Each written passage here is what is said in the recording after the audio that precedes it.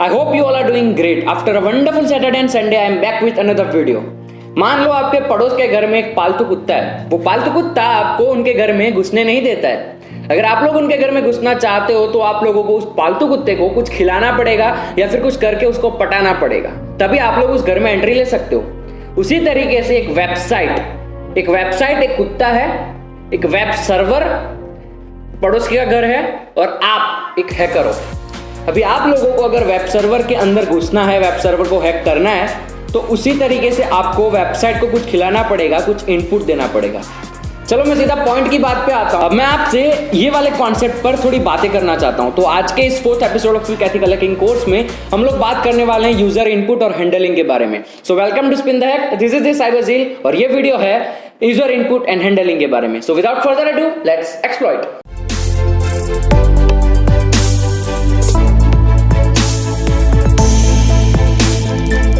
Now जैसा हम लोग आज तक जितने भी वीडियोस में डिस्कस करते आए हैं कि एक वेबसाइट को बचाने के लिए एक वेब डेवलपर या प्रोग्रामर किन किन चीजों का यूज करता है ताकि वो वेबसाइट पर कोई हैकर अटैक ना कर सके। लेकिन चाहे कुछ भी हो जाए, चाहे कितनी भी सिक्योरिटी को फॉलो कर लिया जाए, लेकिन जब तक यूजर इनपुट को हैंडल नहीं किया जाएगा तब तक वो वेबसाइट वल्नरेबल रहेगी। अब यूजर इनपुट क्या है, ये सारी चीजों को मैं वीडियो में आगे चल के बात करूंगा। लेकिन आप लोग जो मुझसे अक्सर पूछते रहते हो कि बग बाउंटी क्या होता है, बग बाउंटी करते कैसे हैं, तो ये यूजर इनपुट ही एक ऐसी चीज है जो बग है। इसको अलग अलग एंगल से अगर ढूंढोगे तो इसी में आपको बग्स मिलेंगे। हाल फिलहाल आपको ये सारी चीजें समझ में नहीं आएगी, लेकिन डोंट वरी, मैं आपको सारी चीजें अच्छे से स्टेप बाय स्टेप समझाने वाला हूं। लेकिन आप लोग हाल फिलहाल मेरे साथ इसी वीडियो पर जुड़े रहें ताकि आपको थोड़ा सा बेसिक समझ में आ जाए, उसके बाद हम ऊपर वाली चीजें जरूर सीखेंगे। तो अब हम बात करने वाले हैं यूजर इनपुट के बारे में, तो सीधा मुद्दे पे आते हैं। नाउ मैं आप लोगों को यहाँ पर एक फोटो दिखा रहा हूँ, उस फोटो को ध्यान से देखो। उस फोटो के अंदर एक रजिस्ट्रेशन फॉर्म है जो हम अक्सर किसी वेबसाइट्स पर देखते रहते हैं। इस फोटो के अंदर आप लोगों को first name, last name and so on काफी सारे पैरामीटर्स देखने को मिल रहे होंगे। हम वो सारे पैरामीटर्स को हटाते हैं, फर्स्ट नेम वाले पैरामीटर्स को पकड़ते हैं। अब उस पैरामीटर के अंदर आप लोग देख सकते हो बाजू में एक कंडीशन लिखी हुई है जहां पर लिखा हुआ है मस्ट कंटेन एटलीस्ट 4 कैरेक्टर्स। अब वेबसाइट ये कहना क्या चाहती है और वेबसाइट ऐसा क्यों कहती है उसके बारे में हम थोड़ी सी बात करते हैं। वीडियो को एंड तक जरूर देखना। तो मस्ट कंटेन 4 कैरेक्टर्स ये क्यों लिखा है, क्योंकि आप लोग वहां पर एटलीस्ट 4 कैरेक्टर्स एंटर करने हैं। आप एक कैरेक्टर एंटर नहीं कर सकते, 2 नहीं कर सकते, 3 नहीं कर सकते, 4 तो आपको करने ही है मिनिमम। उसके बाद आप चाहे जितने भी कर सकते हैं। उसके बाजू में लिखा हुआ है कैरेक्टर्स का मतलब सिर्फ अल्फाबेट्स यूज कर सकते हैं, सिंबल आप यूज नहीं कर सकते। अब सिंबल क्यों नहीं यूज कर सकते, क्योंकि अगर आप लोग सिंबल्स को यूज करोगे तो वो एक मैल फॉर्म इनपुट हो जाएगा।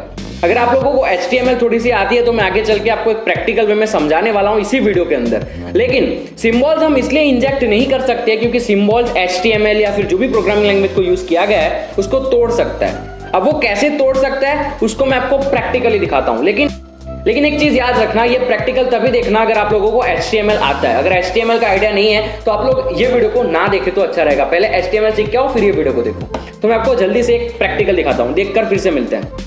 Okay, welcome. पिछले कुछ वीडियो से मैं आप लोगों से बातें कर रहा हूँ लॉजिक को तोड़ने के बारे में। प्रोग्राम के लॉजिक को तोड़ना, कोड के लॉजिक को तोड़ना, कोड को मैनिपुलेट करना। लेकिन ये रियलिटी में होता कैसे है वो आप लोगों के दिमाग में सवाल आ रहा होगा। तो ये डेमो सेशन में मैं आप लोगों को दिखाने वाला हूँ कि ये लॉजिक टूटते कैसे हैं। मैं यहाँ पर आपको छोटा सा बेसिक सा डेमो दिखाऊंगा, बाकी सारी चीजें हम वीडियोस में आगे चल के देखते रहेंगे।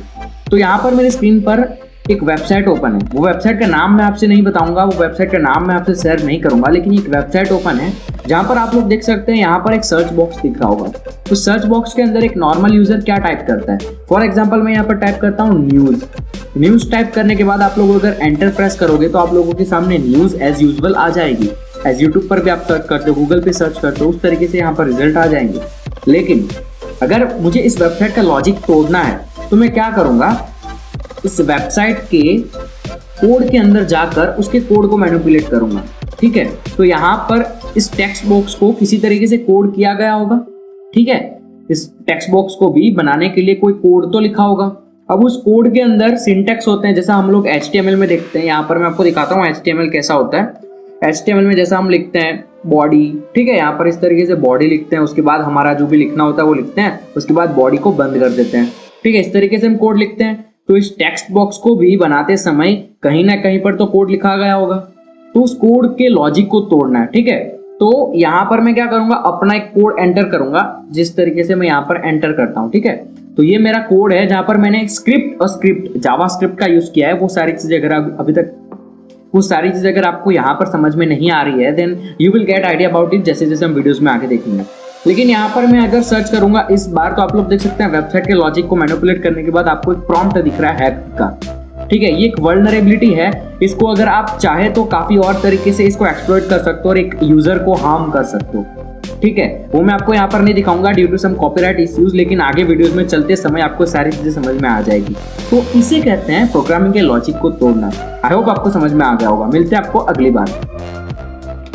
तो जैसा आप लोगों ने एक प्रैक्टिकल वीडियो के अंदर देखा कि हम लोग किस तरीके से किसी नॉर्मल पैरामीटर्स के अंदर अपने हिसाब से सिंबल्स, कोड, सिंटैक्स का यूज करने के बाद उस वेबसाइट के पूरे लॉजिक को मैनिपुलेट कर सकते हैं। तो जैसा हम पिछले वीडियोस में या फिर काफी सारी पिछली वीडियोस में बात करते आ रहे थे लॉजिक, तो लॉजिक कुछ इस तरीके से हम तोड़ सकते हैं। ये मैंने आपको एक एग्जांपल दिखाया। इसी तरीके से काफी सारे और तरीके होते हैं, काफी सारे और मेथड्स होते हैं जिसकी मदद से आप एक वेबसाइट को पूरा मैनिपुलेट कर सकते हो। लेकिन वो सारी चीजें हम वीडियो में आगे चल के देखेंगे। तो ये वीडियो को देखने के बाद अभी आप लोगों को समझ में आया कि फर्स्ट नेम के बाजू में वो वेबसाइट ने कंडीशन क्यों लिखी हुई थी कि must contains at least 4 characters. Website वो इसलिए लिखती है ताकि कोई अटैकर, हम में से आप में से कोई, वहां पर जाकर इस तरीके से सिंबल्स या फिर स्लैश या फिर एपोस्ट्रोफी वो सारी चीजों को इंजेक्ट ना कर दे, इसलिए वहां पर लिखा जाता है ओनली कैरेक्टर्स। लेकिन भैया यहाँ पर तगड़ा सा ट्विस्ट आता है। फर्स्ट नेम लास्ट नेम वाले पैरामीटर को छोड़ने के बाद हमारे पास एक एड्रेस का पैरामीटर होता है जहां पर हम अपने बड़े बड़े एड्रेस को टाइप करते हैं। अब एड्रेस के अंदर तो सारी चीजें हो सकती है, सिंबल्स भी हो सकते हैं, एपोस्ट्रोफीज हो सकते हैं, हाइफन्स हो सकते हैं, टैग्स हो सकते हैं, काफी सारी चीजें एड्रेस के अंदर तो हो सकती है। उस टाइम पर वेबसाइट क्या करेगी? चलो मान लो वेबसाइट ने उस टाइम पर भी कुछ सिंबल्स को अलाउ कर दिया और वेबसाइट ने वहां पर कुछ इस तरीके से लॉजिक लगाया कि ये वाली चीजें भी काम कर जाएगी, यहाँ पर अटैकर कुछ नहीं कर पाएगा, ठीक है। कुछ सिंबल्स को उन लोगों ने व्हाइट लिस्ट कर दिया, वो सिंबल्स यूज कर सकते हो आप लोग। लेकिन और एक ट्विस्ट आता है भैया। मान लो हम में से कोई कल को कोई प्रोग्रामिंग ब्लॉग स्टार्ट करता है। अब ब्लॉगिंग के अंदर आप लोग कंटेंट लिखते हो।